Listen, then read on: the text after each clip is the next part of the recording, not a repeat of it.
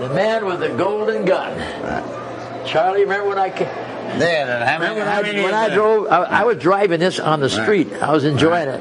And Charlie come over and he said, "Oh, George, I got to have this. I got to have it." I said, "But I like driving this car. It was a lot of fun." I said, "I mean, it had some power, it had speed, and we kind of snuck it in." How many of the Bonds have you known in your time? Oh, like submarines and boats and aircraft. And this was the BMW, little sport car that was used in that movie, which was kind of the real kick for the movie industry using That's when they BMW. really started, BMW started getting into it seriously, didn't they?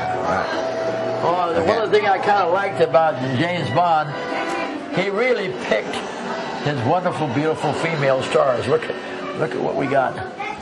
They were, all of his girls he had in his movies were just gorgeous.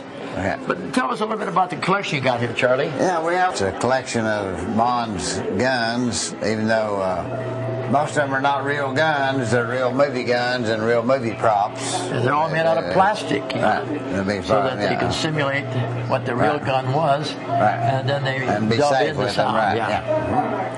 But these are actual props right from the set, which makes it interesting.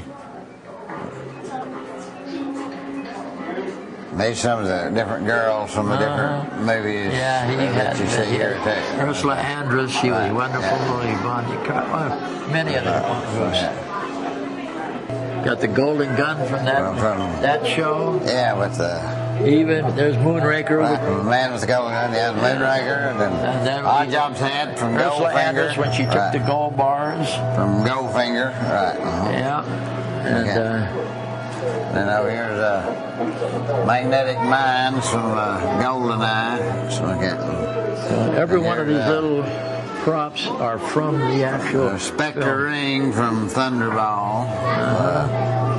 The Fender missile. And then some of the pins that explode and make guns and all kinds of different stuff. Look at there's the helmet from the Russian pilot. Steamster watch. Charlie's been a big Bond fan and collector and stuff all my life. One picture here entails autographs and pictures of 4 of the 6 James Bond. Famous Bonds. Starting with Sean Connery to Roger Moore, to Timothy Dalton, to Pierce Bronson, and I liked Pierce. He was a good Bond because Sean Connery was the best. He was a natural, not only because he was the first, but he seemed to have that charisma that made him a real pure James Bond. But when I worked on that with that BMW that we brought out, that was a real smoking little car. It was a fun car, and that was the one that Pierce drove. It was a great part of what it did in the movie. A collection of what I feel are the best Bond cars. Right.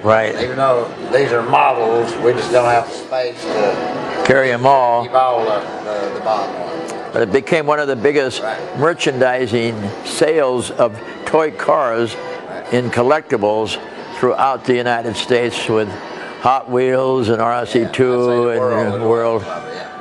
So it became a very popular part.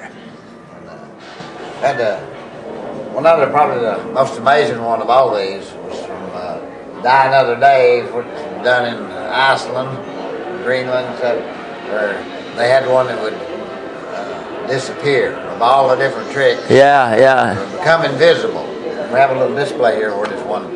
Great, that's kind of cute. That's a cute idea too.